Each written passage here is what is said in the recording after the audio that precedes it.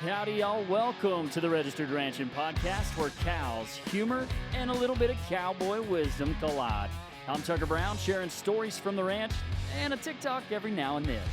We're here to keep the ranch in the family and the family in the ranch. So, let's saddle up. Episode number 47 is Tucker Brown, Michael, Scott Stevens, and Donnell Brown behind the mics today. Welcome back to the Registered Ranching Podcast. We also have a special guest. Terrence Lake, coming from Utah, all the way from Utah today. I'll give you the claps. Thanks for jumping in and helping us. The audio expert. Would that be you can holler. Would that be the right way to say it? Audio expert? Sure, we'll go with that. Yeah, audio expert. One of many titles. And he helped us get our stuff set up pretty good. Nice and crispy. Yeah, nice and crispy. Donnell Brown, Dad, welcome back in. Hey, thank you. Glad to be back. Yeah, episode number 47, closing in on that 50 mark. That's right. And the bull sale is less than 2 weeks away. If you're listening to this, if you're listening to this the day it comes out, which is on Wednesdays, every Wednesday, the bull sale is only 13 days away. October 7th. The bull sale's 14 days away. Well, but the event starts the day before, Tuesday, October 7th. You're right. The event starts. Which bull sale is this? What number? 51, 51st annual. 51. Wow. 51st annual bull sale. And of course, we're going to talk about that too as we get going. But on the ranch this week, we have had doing our last round of fertility testing, making sure everything's ready to go for the sale. And we have horses getting brands on. What else we got? Mostly that fertility testing, trick testing too. Yeah, make sure everybody's right and ready to go. Yeah. Just clean, kind of those healthy, ready to go. Absolutely. Turnout ready. Yep. Turnout ready bulls. Got a little preg checking going on females in the sale as well. Yeah, you're right. Fetal sexing to make sure we know whether it's going to have a bull calf or a heifer calf on all the registered females anyway. You think that adds value? I think it does because it allows people, if somebody comes and says, I want to grow my herd. I want females. Then they can bid on cows with females. Or if somebody's, heck, there's some of these commercial guys said, these bulls are more expensive. I think I'll buy some of these bred cows that have got a bull pregnancy in them. Heck, I'll grow my own bulls that way. And that's sure an option. Yeah. Hey, what an opportunity on the female side, because if, somebody who's bought a bull pregnancy, if they bought a bull pregnancy 2 years ago, what are our cows average? 3,500. 2 years ago. 2 years ago, our Angus cows averaged 3,500. That's a steal. Oh, gosh, yes. If it had a bull calf in it that we were going to sell right now, yeah, it would have paid for its mama 4 times. Yeah, yep. And that's what's so neat. I mean, these prices are amazing right now, and people are loving taking these calves to the bank. Yeah. Because they're the highest prices in history. Yes. And they just keep going up. And we're going to have Cattle Facts here on October 7th to talk about trends in the marketplace and what to expect and why these prices just continue to go higher and higher. Yeah. And that it's a demand-driven market, not a supply-driven market yet. Even though, people are not keeping replacement heifers to grow the cow herd that actually shrunk some during the drought. Those numbers aren't here yet. But the Mexican border closing due to screwworms, that is real. And that is pulling those numbers down because we normally import over 1 million head of feeder cattle coming in from Mexico. So that's a real deal. And boy, big news woke up to this morning, screwworms within 70 miles of our Texas border. I don't like that. That's a little close for comfort, ladies and gentlemen. It did break. Screwworm has been found in the United States. Yes, it has. First case. In Maryland. That's right. A human case. Yeah. Where a guy, if I remember right, what country was he traveling to? Do you remember? El Salvador. El Salvador, Guatemala, somewhere right in there. And came with a scratch and, screwworms had blown. And he had active screwworms in a cut on his body. And that's it. Screwworms are amazing. And it is a real deal that, thank God, our Secretary of Agriculture, Brooke Rollins, wonderful human, helped get through our federal government funding for a sterile fly facility that will actually sterilize flies, and that is the best way to, that really today is the only way we know to stop the screwworms. And the problem is they eat living flesh. They actually kill living animals. And that's anywhere from cattle to wildlife to bunnies to pets to humans. And so, man, I think about your little daughter. Mm-hmm. You know, I think about Lila Grace, and if a screwworm landed on her nose and laid eggs, that they could crawl up into her nasal cavity, into her brain, and be dead in 5 days without treatment. So it's a serious deal. Correct. And we're going to have a program. In fact, we've got 2 guys coming from the front lines, from the King Ranch. We've got, Heath Grigg and Daryl White from the King Ranch. They are coming to talk to us about screwworms and how it impacts all of us in the United States, especially them closer to that Mexican border, down in deep South Texas, where it doesn't frost very often, where there's a lot longer growing season and a bigger issue. But it's a big deal for livestock. I think it's an even bigger deal for wildlife and these rural communities. And our rural communities, like here we are at the downtown Throckmorton, Texas, there's no telling. I see deer corn at Allsup's right over there.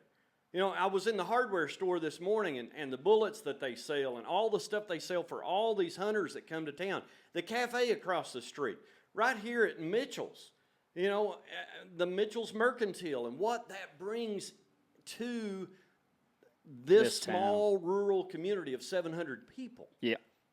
That's important. That's huge. But I'm excited. Thankfully, we do have sterile flies coming from Panama Canal that are flown up to the front line 70 miles south of the Rio Grande River to help put a line of defense to stop these screwworms. But they continue to move forward, and I'm going to go out on a limb and say it's not when they get here, or it's not if they get here, it's when. And thankfully, we are going into fall, right, where winter's going to help us to postpone that some. Yeah, but I don't know if there's a better time to learn about the screwworm than on October 7th, because we've got two of the best guys to talk about it. Absolutely. And then an opportunity for you to learn on how maybe some things you can do at your place to help prevent or play some defense. That's prepare, right. Be ready for, like you said, not if, but when we get this screwworm. Yeah, I mean, you know, the last report we had, they were 250 miles south. Keep in mind that 5 years ago, they were 2,500 miles south of the Rio Grande River. And there's a variety of reasons they've migrated up here along with a bunch of immigrants and COVID. There was a variety of reasons why they've continued to migrate northward, and the Mexican government's not been any help on that either. No. So hopefully, we just need to be ready to set up a line of defense. And the sterile fly facility that Brooke Rollins and our federal government has funded can't get here soon enough. I mean, we're thankful they're going to produce 300 million flies a week, sterile flies a week. That's going to help. But it may be a year and a half before they have sterile flies ready to turn loose. And so the reason the sterile flies work is because the female screwworm only mates one time. Yep. And if she mates with a sterile fly, then she lays unfertilized eggs. And then the life cycle is broken, and instead of producing 200 eggs and 200 screwworms that she would, in one raising, she produces none.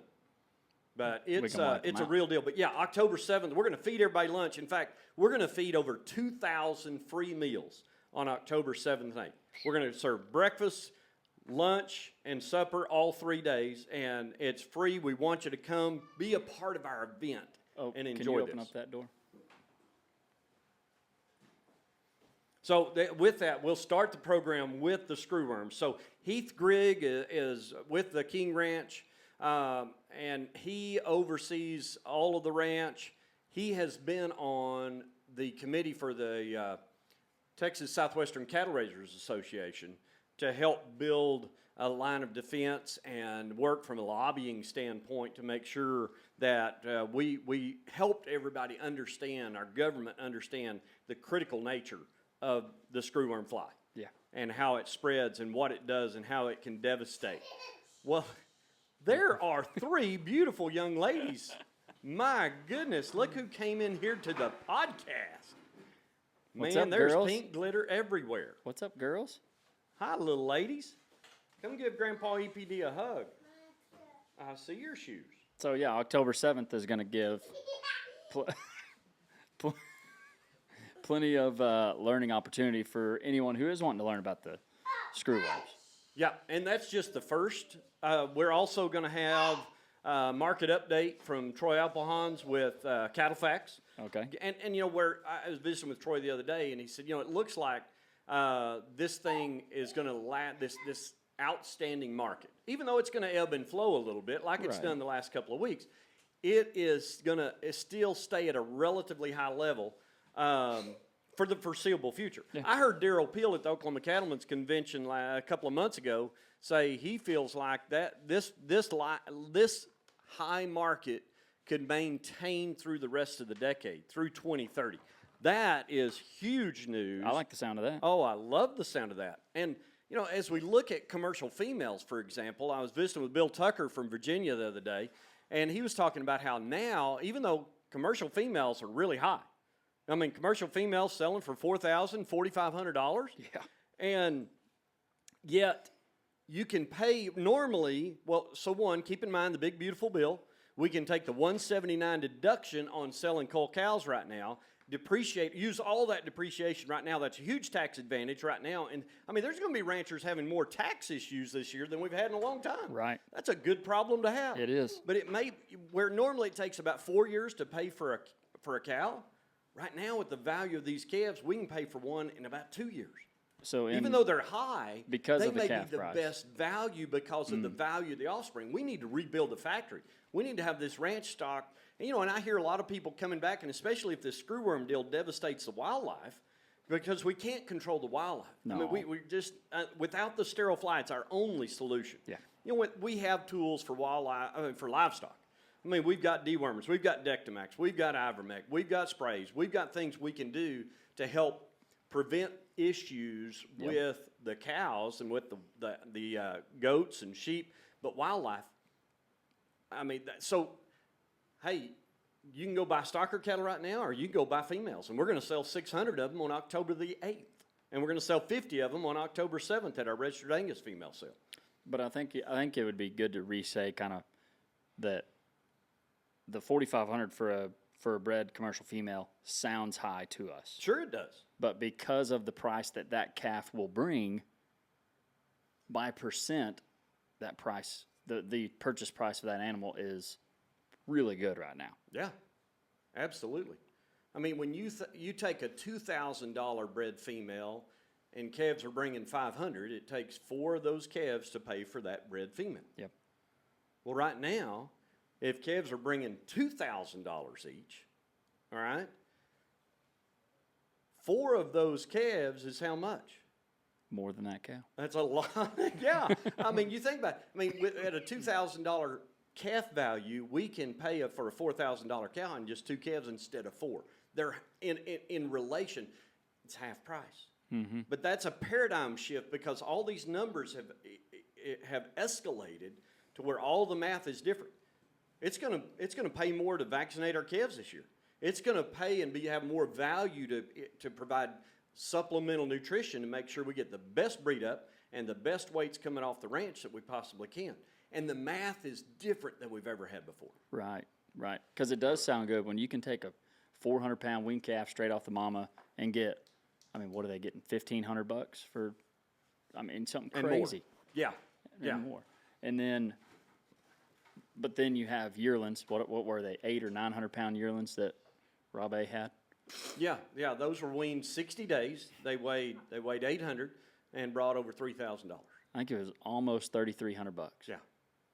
Like that, $1,800 or $1,500 for a 4-weight sounds pretty good.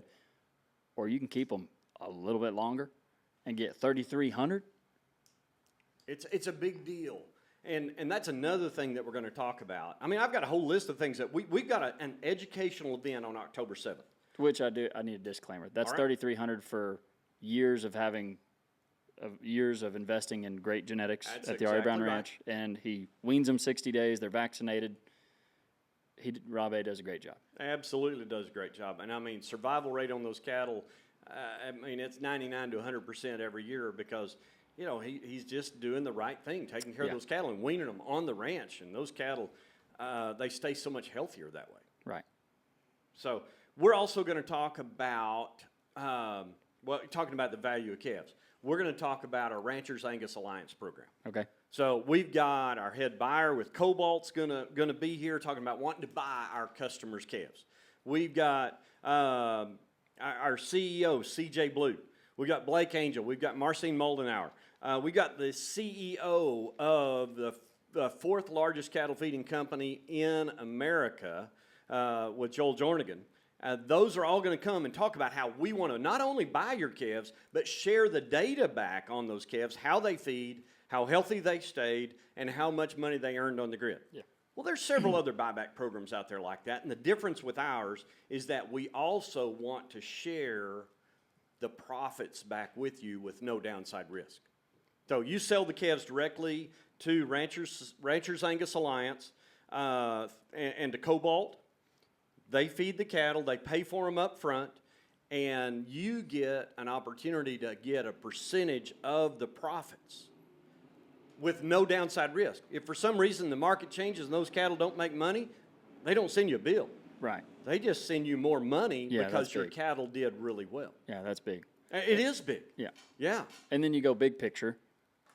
You're buying R.A. Brown Ranch genetics. You're getting great service. If you're keeping those females, you're keeping more of those genetics in your herd. You're selling those steers. You're getting that data back. And then you come back and say, hey, Donald, here is my data. Mm-hmm. Yeah. Here, it looks like I have some holes. Yeah. Can you help me get, in the next round, I need to buy bulls to fix these holes. Exactly. That's where that value really helps. Do we need more marbling? Do we need more muscle? Do we need better feed efficiency? And, you know, we're one of the few ranches in the country that measure feed efficiency, but so do all our others in our Ranchers Angus Alliance. Yes. You know, our group is really focused on measuring feed efficiency so we can do more with less. And to us, that's huge. Right. And so it's not just us buying our customers' calves back, but there's a total of 9 of us in our Ranchers Angus Alliance that we want to buy our customers' calves back. It's a group of genetic suppliers, seed stock producers just like ourselves that together sell about 6,000 bulls a year. Our customers produce over 200,000 head of calves a year, and we want to buy those calves to put through this program to build a supply chain. And where can you learn about this at? October 7th, R.A. Brown Ranch. We're going to talk about that. You were talking about the genetics too, Tucker. So with that, we're also going to talk and launch another program. Okay. And that is the, we got Jim Johnson. You're getting excited. You're starting I'm so excited. You're kind of yelling Am into I that yelling mic a in the little crowd? I'm so sorry. All right, keep me straight here. Jim Johnson with Zoetis is going to come. We've been using Zoetis for a long time in DNA testing, not only our registered calves, but our commercial calves. And we've got customers DNA testing their commercial females to where they can take, hey, these are going to be the best replacements. These are going to be the best feeder cattle. So imagine going to a set of 100, 200, 400 commercial heifers and having information like what is in our sale catalog, EPDs on your commercial heifers based on DNA, where you can make informed better decisions. I mean, just think about... Much more informed decisions. Oh, my gosh. Think about 40 years ago when we didn't have EPDs and we were selecting bulls. Yeah. We could tell which one was the prettiest. I remember those days. Yeah, boy, I bet you can. and we can still look and find the ones we like, but genetically we can find the ones. Like Jim Thieck told me when I was a young man, he said, now just remember, the prettiest girls don't always cook the best biscuits. You know, that has stuck with me for a long time. Sometimes those really pretty cows are not the best calf raisers. We're with a DNA test, and here's the deal. We're going to subsidize that DNA test. If you're one of our customers, we're going to pay for $10 of that test. Ooh. And in addition to getting 13 EPDs, you also get dollar profit, dollar ranch, dollar feeder, that information that we have in our catalog on all these bulls. Which is opportunity for you to find where your cattle will excel the most. Absolutely. And we can custom design a set of bulls that best fit your needs to improve your profits. And so, kind of a good point there. There are a lot of people, especially newer customers, that kind of get worried about buying in an auction that moves as fast and loud and maybe ours does. But because we can help you supply a list of bulls that fit what you want, and then if you don't want to bid on them, we will bid on them for you, only at a price that you give us or lower, and lower if we can. Absolutely. Get them bought as cheap as we can, just like we were buying them for ourselves. Right. And that's just called being a good neighbor. That's called being a good customer service business. And we've done that for years. I've got one guy that we've bought. Michael, you don't know this. We've got one guy we bought over 100 bulls for. Wow. And he's never been to the ranch. I was talking to a guy this morning, another guy on Saturday, and he's like, all right, now like you did before, I need this many bulls, and I need to use on heifers as well as cows. I want to keep replacements, and I'm going to sell them at weaning time. And I want this breed or this breed, and I'm going to think on the budget, but here's what I'm thinking. And I said, yes, sir, we'll get you taken care of, not a problem. I had a guy call the other day that came to our sale about 4 years ago, bought a lot of cattle, but the auction was something that was foreign to him, but he's bringing his whole family. Because it is a family event. Yeah. I mean, we've got trade show. We're hopefully we're going to get the barn finished, the add-on for the second expansion to the marketing center with the big add-on where we've had the tent out front. Now we're going to have a permanent awning out front for more room to visit, more room to eat, more room to visit with our vendors, our sponsors, the people that we do business with, whether it's animal health or brush control or jewelry for our favorite spouse or a significant other or whoever it might need to be that we need to buy some jewelry for. Justin and Jean McKee are going to be set up there with that booth, ranch merch. We're going to have all of that. It is a really, really fun event. And it's not an event that just anybody can get a booth at. Oh, Lord, no. No, It's invitation only. Right. It's the people that we do business with. Yes. And so I guess I need to talk to Justin about, I've gotten to do so much business with his wife, Jeannie McKee, on the jewelry deal. Maybe I should slow down on my jewelry investments for my wife. Yeah. Yeah, but so You gotta talk about y'all that. help me You gotta talk about that. come and get something special. Christmas is coming up before too long. Oh, but I was talking about this family that's coming for the second time, and they're like, we don't really follow in the auctioneer. We don't understand it all the time, and so several things. One, he said, would you have somebody sit with me and bid for me? We're like, absolutely, not a problem. So we do that. We buy sight unseen for people, and just let us know. The sooner you can let us know that, the better job we can do of getting a list of animals. And sometimes they just call and say, hey, man, I am busy. We're weaning calves. Can you just get me a list of bulls, and I need them to fit this spec, this spec, and this spec? Absolutely. We just got the spreadsheets up on the website. I know there's been a lot of people looking for those spreadsheets. Yeah, the color codes. Yes. So we color-coded those. I've got them here. You can see them here on YouTube. You can see them on our website. You can see them here in the catalog. For the first time, I have released our color coding targets, our secret sauce that helps us identify the genetics that best fit our needs. And I've got 3 different spreadsheets like this for each group of cattle. It's on our website, and man, it is huge. It's like a traffic light. Green is good, yellow okay, red might want to avoid that. Might not want to go there. Yep. So it's a huge. Our customers love it, along with the star rating system. So, but that's really the first time that I've published it in the sale catalog. And so if you want to look at it, you've got sortable spreadsheets with the colors or without the colors. You can have it for all purpose. You can have it for Cavanese. You can have it for terminal. If you're looking for a bull, you don't want to keep replacements. You just want to produce all the pounds of beef coming off the ranch that have amazing marbling and high carcass value, then we can select a set of bulls for you on that criteria. I know somebody's thinking right now, like, well, it'd be cool to have them buy them for me, but what if they buy one that I don't like? Satisfaction guarantee. 100%. If you don't like them, send them back. No charge. We'll give you your money back. Yep, absolutely. Give you your money back. I had one other direction I wanted to go with that. Color code. Oh, the star rating system. Yep. Yeah, we do a number of things that, like EPDs are hard to understand, especially if you're buying more. They're easy to understand. They don't call me Grandpa EPD for nothing. Yeah, sure. Isn't that right, Brooklyn? You didn't let me finish my sentence. Unless you're in it every day. Oh, okay. EPDs are hard to understand. It's easier to understand if you're in them every day. It is. It is. And for some of our, and especially if you're buying multiple breeds, because then the numbers don't mean the same thing. They are different for each breed.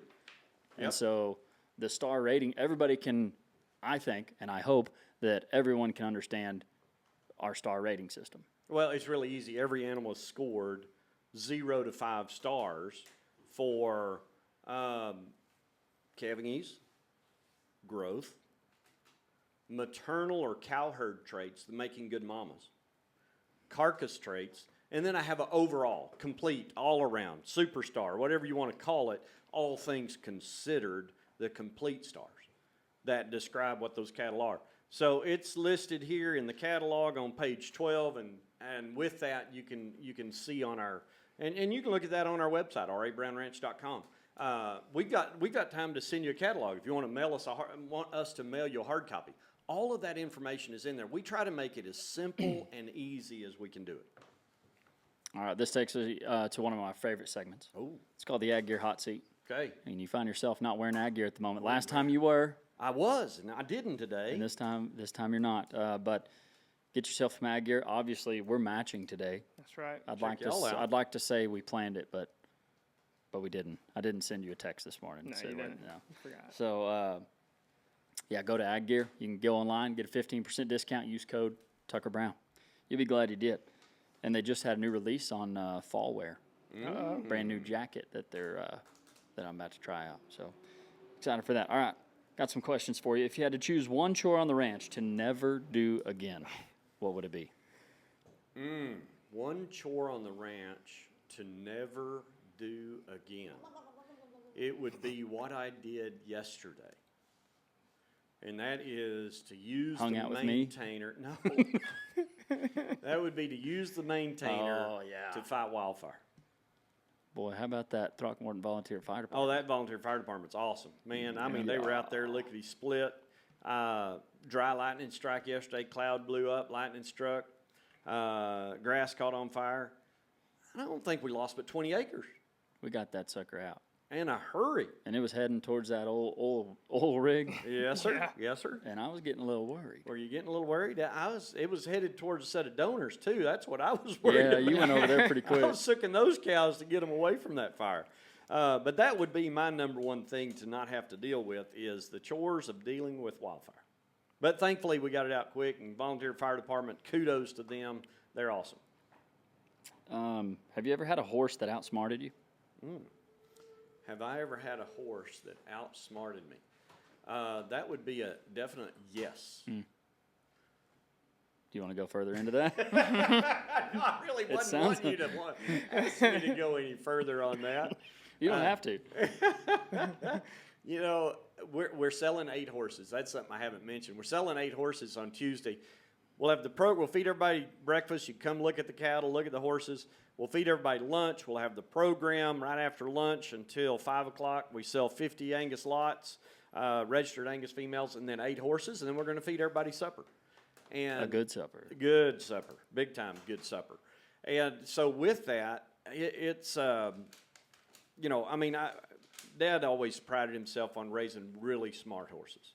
And when you've got them as smart as ours are, you can sure get outsmarted.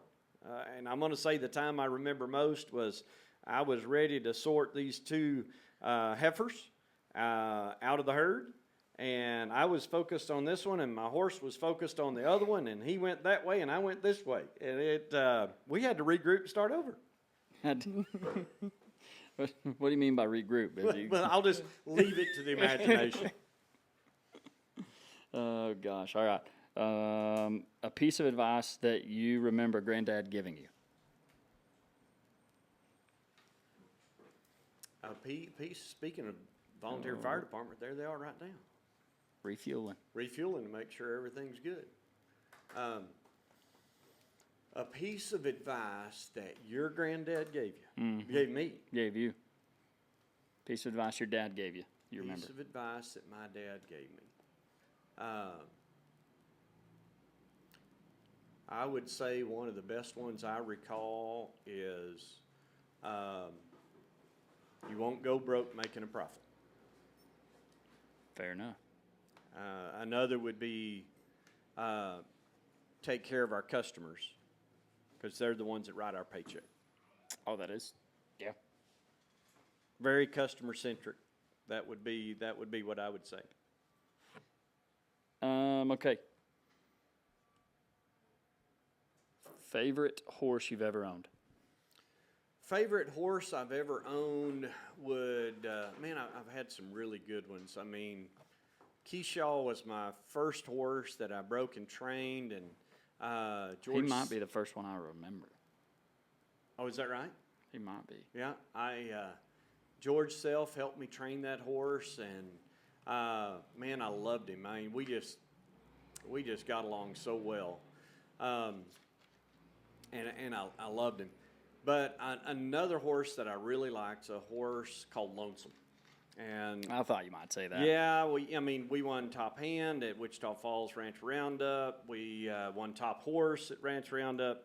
That horse, he was a little snaky, but my gosh, he was talented. I can't believe you put me on him as a kid. You got to just jump in the deep end, son. I did. Yeah, he was not a kid horse. No. And that was another thing. I had a guy call me the other day wanting a kid horse, and it was very humbling to me, because he called and said, Donnell, here's what I need. I need a horse. I've got a 16-year-old young lady that I need a horse for. I think it's his granddaughter. Yeah. And so we visited a little bit, and he explained to me what we needed, and he said, I'm calling you. I've never bought a horse from you, but I'm calling you because I trust you. And, that goes back to dad and granddad and great-granddad of, it takes so long to build a reputation and so quick to lose it with a bad decision. What'd you look at me for when you said that? I did not look at you when I said that. I'm trying to instill that in you to make sure that carries on through the next generations of our family. Because, and I told him, I said, right now we don't have one, but we'll help you find one. Sure. And we've got a couple of horses. Trump, which our new foreman. Trump might fit. You want to sell Trump? I said it on the podcast the other day. Really? Sure did. Just went out. Holy cow. I know. But Matthew Turney is our new foreman. Yeah.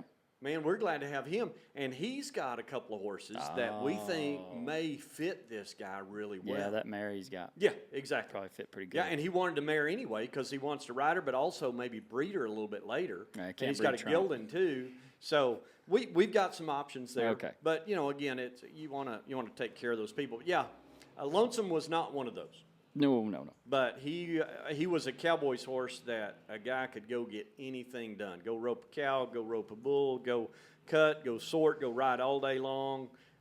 He was a champion. All right, two more good ones here. What's the biggest change you've seen in ranching since you started? This hot seat's getting really hot. You got an ag gear shirt for me? Maybe. Man. What was that raise you were talking about? Oh, what was the question again? What? The biggest change in ranching since you started. Biggest change in ranching. Oh, that to me, no doubt, the biggest change in ranching is how much more we know about the cattle. The genetic progress that we have been able to make, and with the DNA testing, it has just gone exponential in our ability to produce cows that stay and steers that pay. Yeah. And we can have calving ease genetics that have growth more than 90% of all other cattle in the industry, that have marbling better than 90% of cattle in the industry, and make great females. And all of that in one animal. And that they're not just one-dimensional specialists now, but through years and years of EPDs, years and years of using this mountain of information in these cell catalogs, we're able to make really good decisions. But I will say the DNA has been the biggest game changer, because with that, every bull in the sale, every cow in this sale, and our registered females has been DNA tested. That is the equivalent of about 20 offspring worth of information. Which is quite a bit. That's huge. Let me put it in this example, if I may. Go I ahead. may have shared this. Some of you may have heard me share this before, but it's worth repeating. Sounds good. Give it to Mike. All right, Mike. All right. So let's say that last year you needed to breed 25 heifers. Okay. And you had 2 bulls to pick from, and you picked bull A, and you bred those 25 heifers. You calved them out 9 months later. Everything went perfect. They were born just the right size, no difficulty at all. They spit them out like watermelon seeds, and they hit the ground, jumped up, and nursed like we asked them all to do. Well, now it's time to breed the next set of 25 virgin heifers. You have 2 bulls to pick from. You can use the same bull that you used last year, or you can use a new bull that has exactly the same EPDs as the bull you used last year and is a year younger. Which bull do you have the most confidence in using? The bull you used last year or another bull similar to him with the same EPDs? I mean, if they're the same, then would it really? I'd say the one with the EPDs. The EPDs are the same. EPDs Yeah, are so the same. it's like there's no. So if you If I had one, pick A or if I pick B, I'm going to have the same outcome. well, here's the difference. Okay. And so this, you gave a great answer to lead into this because there's an accuracy difference with EPDs. Okay. Okay, the more data there is, the higher the accuracy, the more secure the numbers, the more Okay. accurate the numbers, More the more you certain. can go to the bank with the numbers. Gotcha. Okay, and so if we don't turn in any data, any DNA, we just base it on pedigree. We know a little bit, but we don't know a lot. And it would be similar like doing an NFL draft with kindergartners. Okay, we know their pedigree, but we've never, they really don't know. We don't know enough about them. We've never seen them play ball. We've never seen them run a 40-yard dash, or how high their vertical jump is, or how much weights they can lift. Well, 20 calves worth of information, that whole deal you got in the bull last year, man, most people are going to say, gosh, yeah, I mean, the proof's in the pudding. I'm going to use the bull that I had great success with last year, and why take a risk on a different one? The EPDs with DNA enhancement give us about 25 calves worth of improved accuracy. And that's a game changer. That is huge. It's with that solid, accurate information that you can go to the bank. So there's right. already some proof in the pudding Absolutely, that's right. That's a good way to put it. without, because of DNA, there's more proof in the pudding than we've had Ever. ever. And, say these registered females that are selling. I mean, we're getting 2.5 lifetimes worth of information that we would never know in a cow. Right. I mean, Abby Grace, she's buried in our front yard. She produced 400 calves for us. The cow, Abby cow. Grace. Oh, yes. Let me Pardon make me, that the cow. clear. Our favorite cow. She produced 400 calves. She did an amazing job, but she didn't have that many natural calves. That was due to using advanced reproductive technologies with embryo transfer and in vitro fertilization. But we know we're able to know more than what we knew about Abby Grace back then before DNA. Right. So it's huge. And every bull in the sale, every registered female is DNA tested. All right, last question in the hot seat. Okay, I'm ready to get out of this hot seat. Last question. What advice would you give to the next generation of ranchers? Oh, goodness. What advice would I give to the next generation of ranchers? I would say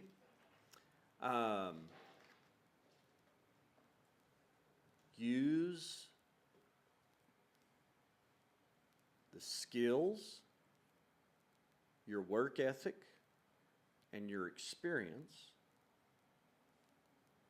to help you get what you want by helping enough others get what they want, to quote Zig Ziglar. Because it's not cheap to get in the ranching business, but there are a lot of people that want to own land that don't know much about cattle. And they need expertise. They need people that are willing to go out there and do the dirty jobs, that are willing to be there and take care of the cattle. And so if you can leverage yourself, your skills, your experience, and your willingness to work with someone else's capital to help both of you achieve what you want to achieve, I think that's the best way to do it. And I call that creative finance. And Kelly and I did that. I mean, the Gardner family sent us 300 of the top Angus embryos in the country in 1997, okay, 28 years ago, and helped Kelly and I build the Angus cow herd that we have today. And we did that with the Leachman family when we traded horses, something we had for cows, the top red Angus cows in the country that they had. And it's about trading what you have for something. And so we were able to be a franchise herd for the Gardner family for many years, still some of our very best friends. And even though our genetics are slightly different, where we're really focused on these cows that stay, and there's nobody better in the world at producing high marbling, awesome carcass value cattle than the Gardner family. Yeah. But you've got, I mean, that's their market. We focused, our niche is about making great females that also have high marbling, but are focused more on the fertility and the maternal traits. That's our number one priority. But it was using that creative finance. We were able to grow the Gardner business in this part of the world. They helped Kelly and I get our start in the Angus business. Good words. Good words. Well, welcome out of the hot seat. You made it. You made it. Gracious. But this does move us to one of my favorite segments. Okay. It's called the Bedrock Tough Question. Now, those weren't tough questions? No, not like the Bedrock Tough Question. I like that. Welcome to the Bedrock Tough Question, brought to you by Bedrock Truck Beds. The toughest truck beds there are, and that's why we use them. Get one today and find out for yourself. And now back to the Bedrock Tough Question. All right, the Bedrock Tough Question is, and this, I feel like this is a tough question. What is the average of the sale going to be? Ooh, boy, howdy, that is a tough question.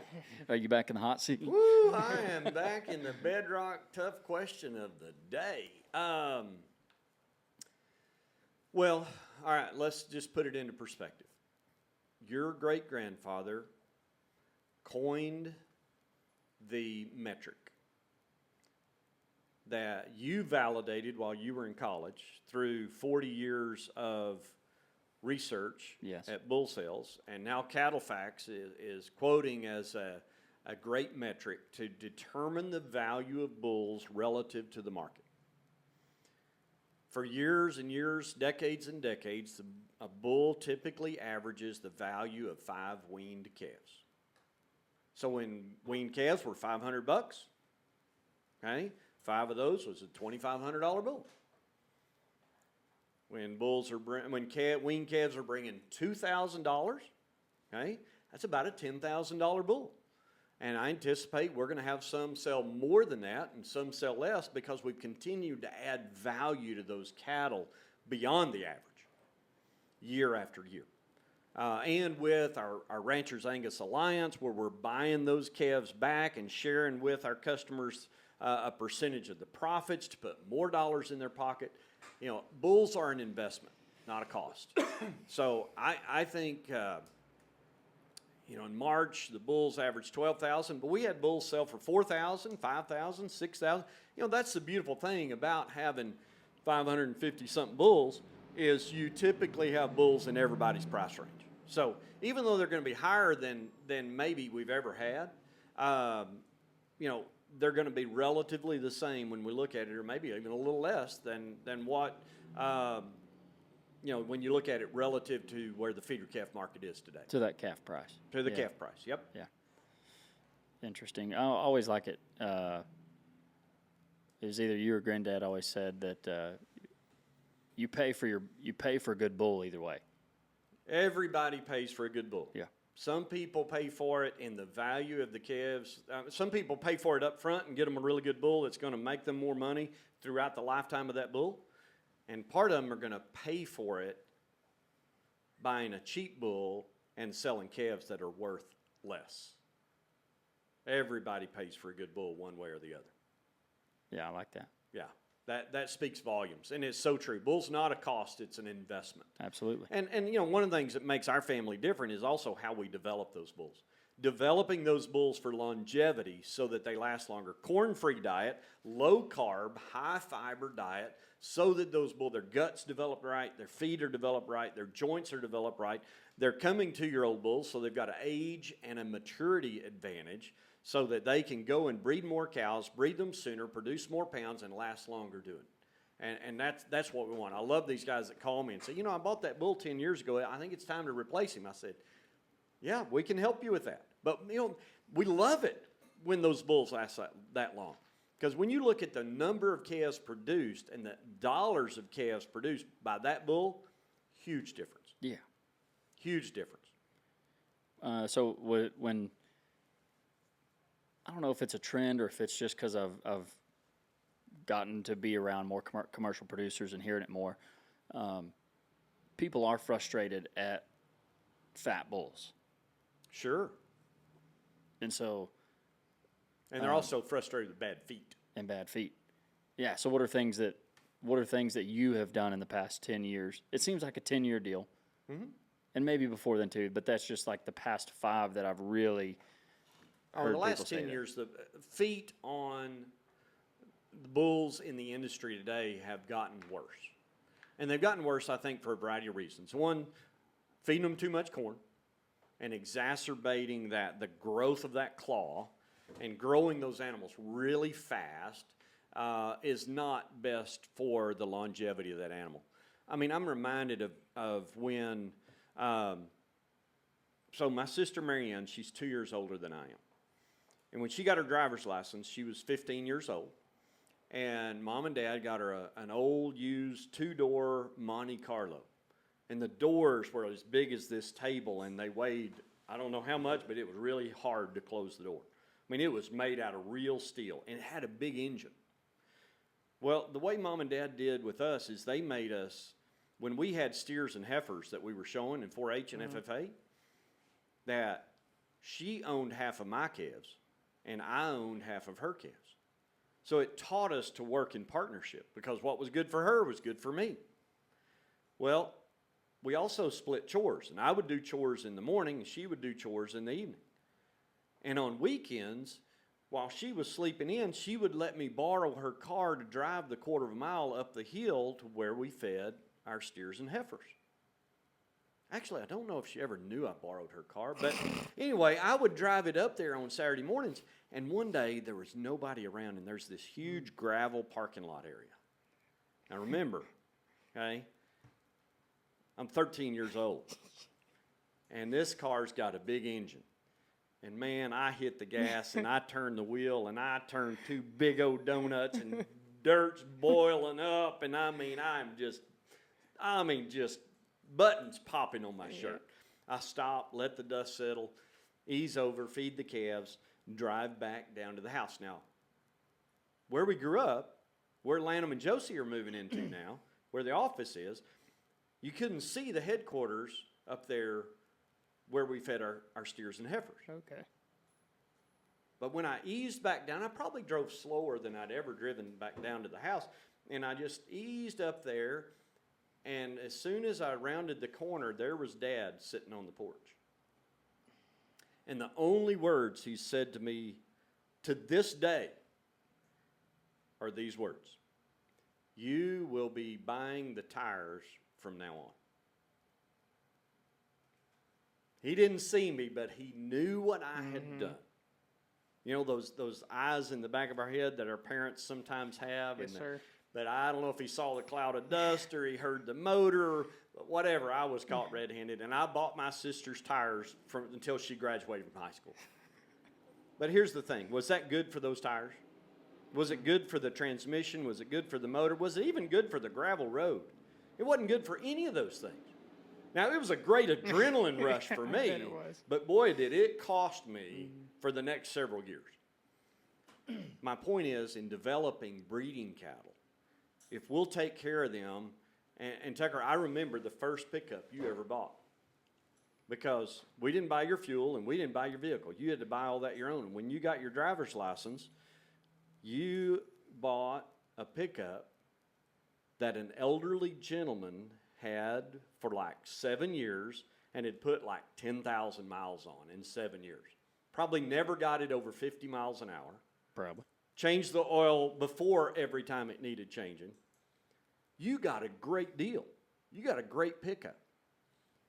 But your brother, he needed a big old engine, and he needed Something four-wheel to step drive. up into. Yeah. Until he got that girlfriend about 60 miles away and realized how much fuel he was burning. And that just goes back to all of these things about developing them right and about getting what you need. And these cows that stay are like that pickup you bought, that half-ton pickup that you bought that got way better mileage than your brother's gas guzzler. Oh, yeah. And so when I say cows that stay, I'm talking about cows that can do more with less, that will stay fat on not much more than scenery and breed back and produce a great calf that really fits the market well with extremely high marbling and great flavor in the beef they produce, and highly fertile females with longevity and great teat and udder quality and great feet. So it goes into not only selection, but it also goes into development. I'm going to circle back around to your foot question, because I think what has happened is people started focusing so much on the EPDs that they forgot about structure.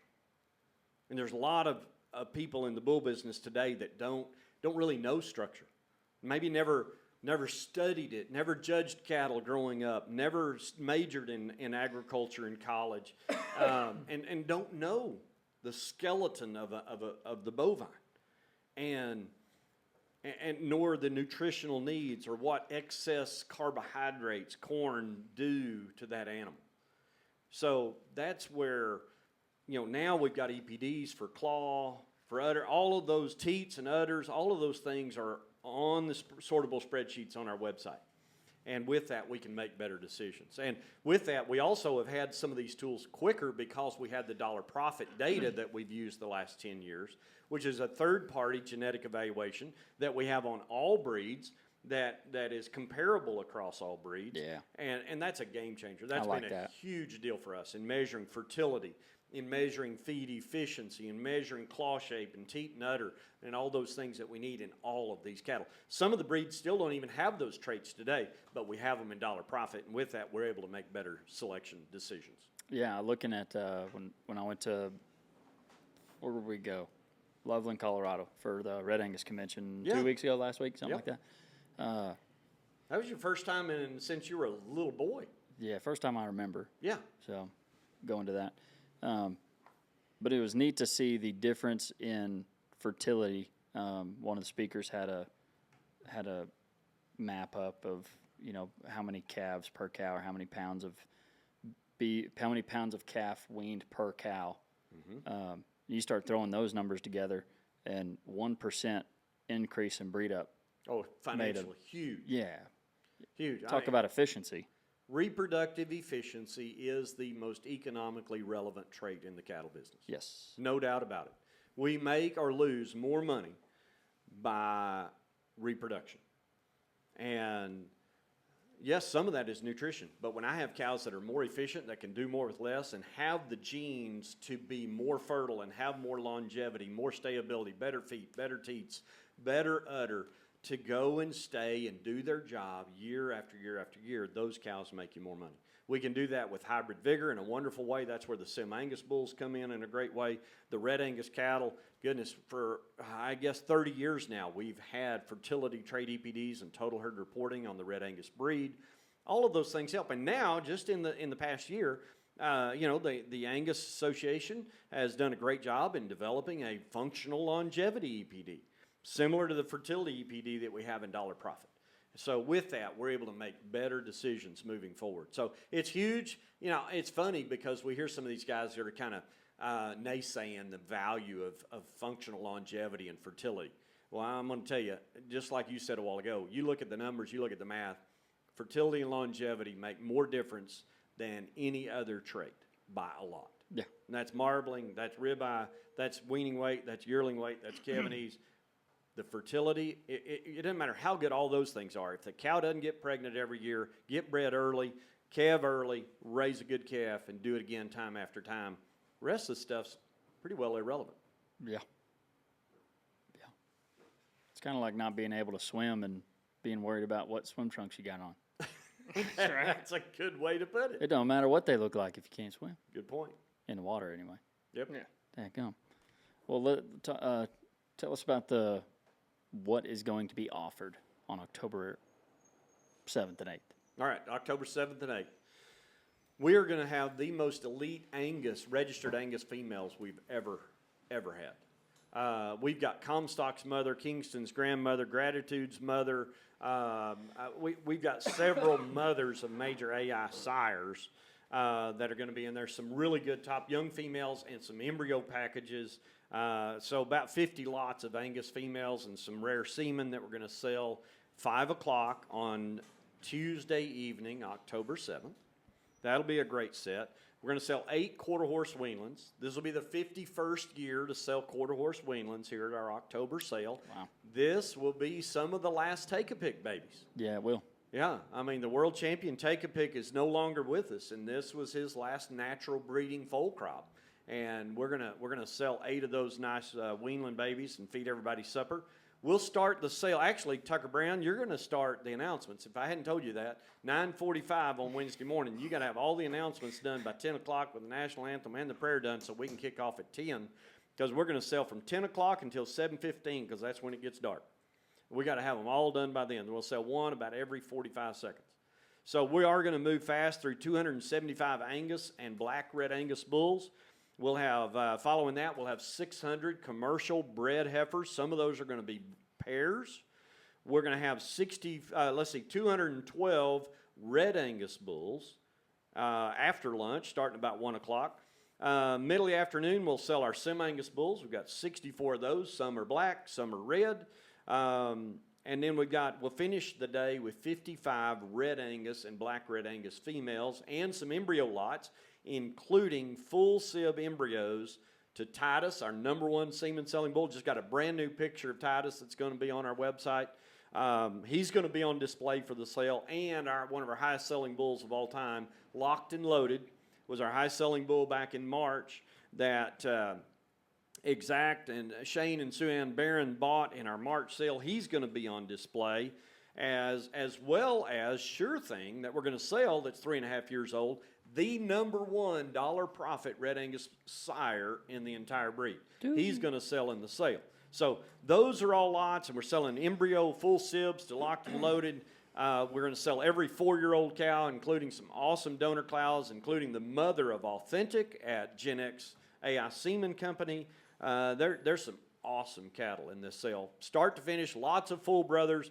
I mean, like there's 35 or 40, maybe 50 sons of Gratitude in the sale. You want to put big groups together. And the other thing is commercial cowmen, that's our audience. Those are the guys that write our check. They're the ones that butter our bread. They are the ones, and 98% of our bulls go to commercial cattle. With that, we give a 10% discount if you buy 10 or more. So a volume discount plus free delivery. Free delivery, heck, in this market, you buy 2 bulls, almost that'll pretty well earn you free delivery. The details are in the sale book. We deliver females, we deliver bulls. If you just buy one, there's a cost for that, depending on the total purchase price of those that you buy. Central locations around the country. So you're saying they could buy 9 and get 1 free? That'd be pretty well the way it goes. Yeah, I mean they're going to get 10% off every bull. So they'll buy 10, only pay for 9. Buy 10, pay 9. Pretty good deal. Dang. And we got semen in the back of the catalog, and we're going to have 10% discount on sale day too. If you want to buy semen in the sale, you can order it that day or be at the sale with your tank, and we'll load you up that day with our red Angus, with our black Angus, with our black red Angus bulls that we sell semen on. And we're selling more semen all the time. It's really worked well for us. I mean, we got some of the top bulls in the business, and folks can get that with a 10% discount on sale day, October 7th and 8th. But yeah, we hope to finish right at sundown at 7:15 on Wednesday, October 7th. We'll be rolling moving through them. There'll be no gap. We're just going to start at 10 o'clock and roll right on through them. Yeah, and if I feel like I need to say it again, because some get a little worried about, like, how do I pick? I need 3 bulls. How do I pick 3 out of 550 bulls? We'll pick them for you. Absolutely. We'll help. Call us. We'll do anything that we can do. We'll get you a list together. We'll work up to get you a list of bulls that fit your criteria. We'll email that to you. We can bid on the cattle for you, buy them for you with a satisfaction guarantee, or just give you a list and help shorten your list. And I have a lot of guys that just come and look through the bulls. Everything's right there on all the bulls, and all the registered females are right there on sale day. Now, we'll sell them on video. You can see that live on DV Auction or on CCI Live on the Angus Cow Sale. But you can see all that. But the cattle are all the bulls and all the registered females are right there for everybody to see. Right. And I'll have a lot of guys walk out in the pen and they'll look and they'll study and they'll go, they'll look at the data and they'll go, heck, any of those bulls will do. You know, I mean, and that's the way we want it. And that's why we've done so much embryo transfer work to have a lot of uniformity. I mean, these bulls, you look at these color code targets and you look at the bulls, and I've got the color code targets at the front of the Angus, at the front of the red Angus as well. You can see that on YouTube. You can see it on our website, rabrownranch.com. And the spreadsheets are colored. So it makes it really easy to find. And I've tried to put these bulls in category. We sell them in catalog order. I try to put a big group of calving-used bulls all in a row, then a group of big power bulls all in a row to use on cows. Some more focused on making those awesome replacement females, some more on producing awesome beef in a terminal crossing situation. So you can kind of pick and choose and get what you need. What,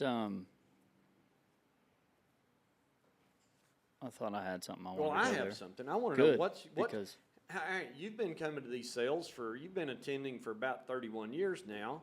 So what is your favorite part of our sale, and what have you seen change so much through your lifetime? I mean, it's always been the social event, I feel like, for our customer base and for us. The sale day has gotten longer. I know that. I don't remember many times as a kid ending at dark. I remember the work ending at dark, but not the sale, which is exciting. And then, you know, and people ask, why don't you divide it up into more days? Well, we know everybody's got a busy schedule. So if we can do it and you know, get it all done in one day, day and a half, that's out of respect for our customers' time. That's what we try to do. And we'll load out as long as we've got light to be able to see. We're going to load out till probably 7:30, 7:45 on Wednesday evening. And we'll load up the next day. We'll deliver them. But you can sure bring your trailer if you want to pick them up right after you just check out. but I interrupted you. You were saying. I was trying to give you time to think. Yeah, I think good job. Good. Oh, I know where I was going. Okay. You did mention YouTube. Yes, if you want to watch this, you can go to YouTube. Go to Registered Ranching on YouTube, and you can watch this if you're just listening right now. So, but the thing that has changed the most, I think, has become the sale has moved from more than a bull sale, but turned into this family event that I think we've been trying to develop over the past 10 years. We've always had a sand pit. Sand pile for the kids to play in. Always had a sand pile for the kids. Now we've got Happy Toy Maker. Now we got Happy Toy Maker there. But I think we have more entertainment probably than we've ever had. That goes in the trade show, that goes in the music the night before. So whether you are whether you're the one making the decisions on what bulls, or you're a family member, parent, maybe More your dad educational is opportunities. Say it again, educational opportunities. We've been doing a lot more of that lately. Yeah, You're a lot more of exactly that. right. You know, bring your spouse. It is a fun time to visit with a lot of people, and there'll be a lot of spouses there, children there. It is a blast. Yeah, it is. I think that's what's changed the most. It's changed a lot, no doubt. All right, I've got another question for you. Okay. Welcome to the Donnell Brown podcast. I want to know, okay, Charlie Kirk's memorial service was yesterday. That was amazing. It was. I want to know from you, Tucker Brown, and you, Michael Stevens, what did Charlie Kirk mean to you? How much had you followed Charlie, and how has this event impacted your life? I can start. You want to start? Ooh, he said, let me go first. Charlie Kirk was basically just a Christian advocate that stood for Christ, and I think he did it in a phenomenal way. He didn't share hate towards people that had different beliefs, which Christ showed love, represented love, and that's what he did. And he died for it. But what struck me last night is how amazing and strong. You can tell his impact in his family's life was so driven by Christ that his wife forgave the shooter. And that was a huge moment. And that takes every ounce in your body to forgive somebody for taking the life of your loved one. But that's what Christ commands us to do. And I questioned myself last night, would I be able to do that? So I did a little bit of soul digging last night. Soul searching.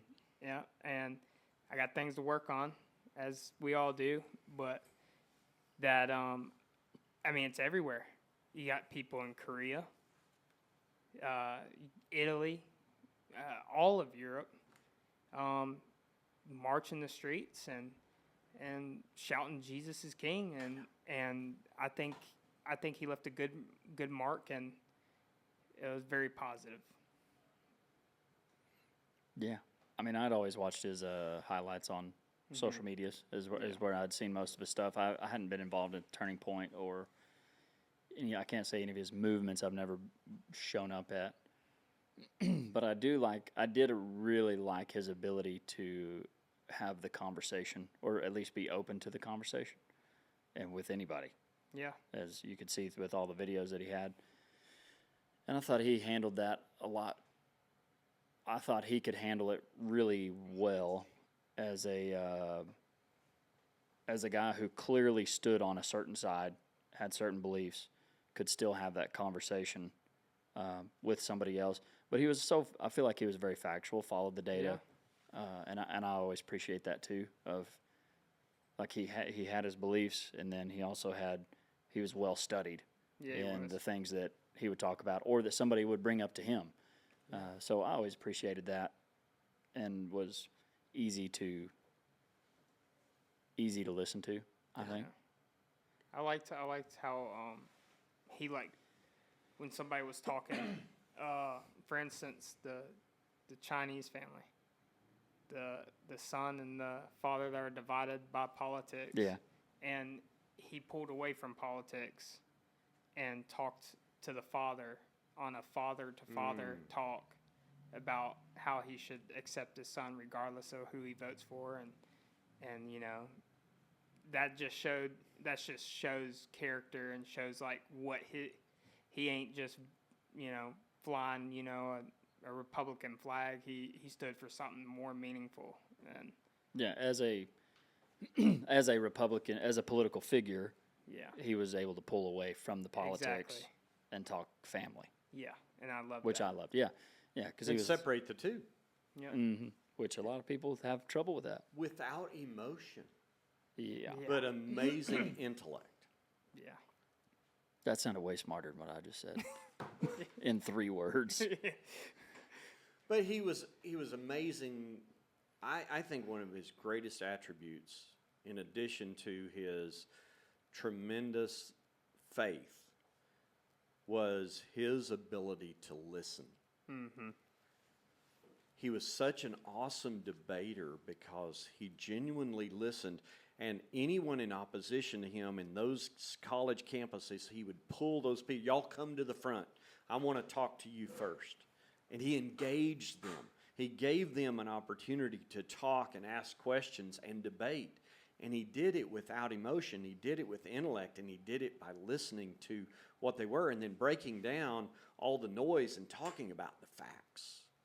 That to me is one of the lasting impacts. But there's no doubt. I mean, I think Erica's going to be amazing with Turning Point. As we see it grow, the movement, I think it's going to, I hope it brings unity to our country. I'm confident it will increase people's faith in Jesus Christ and their walk to be the hands and feet of Christ, to go and share with others, to love others, to forgive others when they do us wrong, and to forgive ourselves, and to seek repentance and forgiveness. I mean, Charlie was so good at all of that.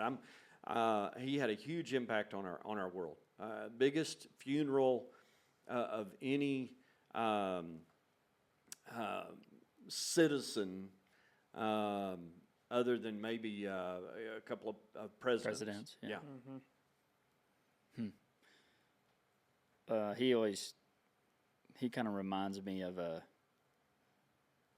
would David be a good representation? David in the Bible? Mm-hmm. To him, it's like clean heart. Yep. Which we talked about in church on Sunday. Absolutely. Psalms 51. Psalms 51:10. 10. Creating me. Yeah. Creating me a clean heart. That was awesome. Mm-hmm. That was good. Yep. Thank you. I just wanted to get y'all's thoughts. I mean, that's a big, impactful moment in our world that I think will have a ripple effect across our nation and our world for a long time. Oh, yeah. A very favorable one. And it's already starting. Absolutely. Huge. Hey, Well, speaking of other podcasts, Oh, yeah. Ross Heacox. In fact, Tucker, he was editor of Western Horseman magazine when you were on the cover when you were 13 years old. And Because of my astonishing good looks. oh, it had to have been your good looks I know it. and your lineage. I think, Granddad was on there too. And Oh. Miles. I mean, it's Y'all some were good behind horses. me, And but- it was, probably all about you. But Ross was editor for a long time of Western Horseman magazine, and he has started a podcast called Cowboy Life. And the one that he just released this past week was with Red Steagle. And it is outstanding. And we were proud to sponsor that for Cowboy Life. Love what Ross is doing, bringing that cowboy life. He's just a generation older than you, Tucker, and bringing that life of what you're bringing to the agriculture industry. No, I'm going to say for the agriculture industry, There you go. for the world. I like that. I like how you changed that. I feel like ag has the spot. In your lifetime, has ag had more spotlight than they do now? In my lifetime, 56 years. Dang. I know, that's a long time. There's gray hair. Did I see some gray hair in your beard the other day? It was blonde. Blonde, oh, okay. Well, I would say that agriculture probably has, it had a big spotlight in the 80s. And it had a big spotlight in the 80s because interest rates went to 18%, and a lot of people were over-leveraged, and a lot of family farms and ranches had to sell. And that brought a lot of attention, not good results, but now it's bringing great results in how we're able to produce so much more with so much less to feed a growing global population, and how the profit levels are outstanding, like we've never seen them before. And I talk about that in our letter right in the front of the catalog of the tremendous profitability that for your generations, guys, the opportunity for you to go and to be a successful ranching business with your family and to carry this on to the 7th generation. We're excited about that. So I would say, and then just the whole cowboy lifestyle, with Roy Rogers and Dale Evans and John Wayne and some of those guys from way back. But now we've got a lot of ranching shows on television that are creating a resurgence of it's cool to be cowboy. I need to write the questions down that I get, because when you Here, keep here's a going, pen I just right here. fall into what you have. Mike, any other questions?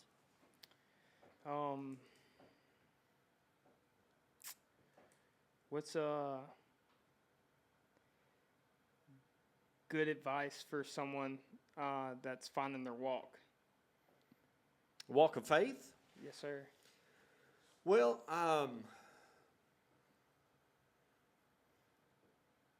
pick up your cross and follow him. You know, when Christ was, Tucker, about your age, and he started his ministry, and he gathered up 12 old smelly fishermen. A lot of them were anyway. Just real humans. You know, and said, come on, follow me. And they did. And we need to do the same thing. And when we can be more like Christ, that gave up his life for ours to cover our sin, that's amazing. And like I've got a great friend, one of our cooperators, one of our longest and best cooperators, Dan and Alicia Stickle from Jane Lou, West Virginia. And I saw his note on Facebook the other day and about Charlie Kirk. And he said, you know, a lot of people just some wackos are just going nuts about how this is a bunch of BS. He said, you know, I'm going to stand up and say I believe, because I believe Jesus Christ is the way, the truth, and the life. And the only way to get to heaven is through Christ here as a Gentile. And he said, I would rather live my life for him and receive the blessings on earth that I'm receiving because I'm living like him. Not that I'm perfect, because we make mistakes every day. But I would rather receive that and be wrong about heaven than live like hell and be wrong about eternity. That's right. I like that. That was powerful to me. So you know, you've expressed interest in attending a Walk to Emmaus, which is a wonderful retreat, not a requirement, just a neat short course in Christianity, and I'm excited to see how God blesses you, Michael Stevens, on the Walk to Emmaus coming up shortly. That's going to be neat. Looking forward to it. Yes, sir. That's going to be really cool. You ever watch The Office? Do I ever watch The Office? Not much, but I have started watching Friends some. You know Michael Scott off The Office? No. Then See? you've never seen The Office. Don't say I've you've seen just- it. Don't say you've. I don't watch it. I've seen Ever it since Mike twice. had told me he has one of his forenames is Scott, and Michael, Yeah. I just call him Michael Scott. But Oh. I They're need to not watch. funny. I still haven't watched I it. know. Yeah. I need to. Friends is good too. I But love Friends. That's a good word.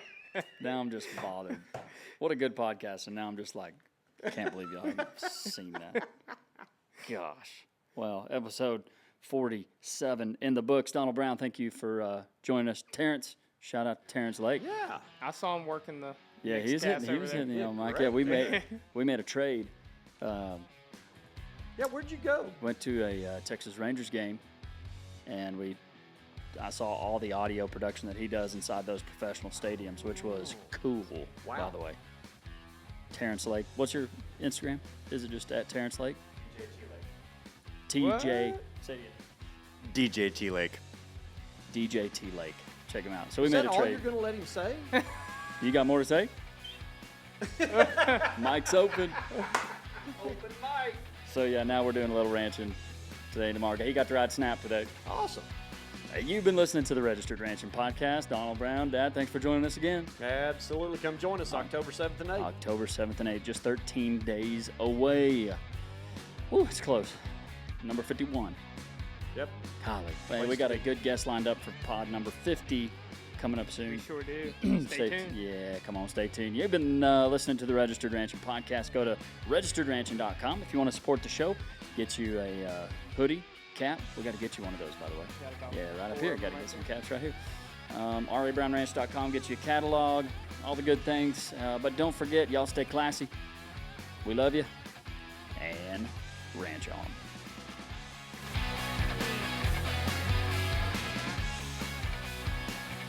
Never seen The Office.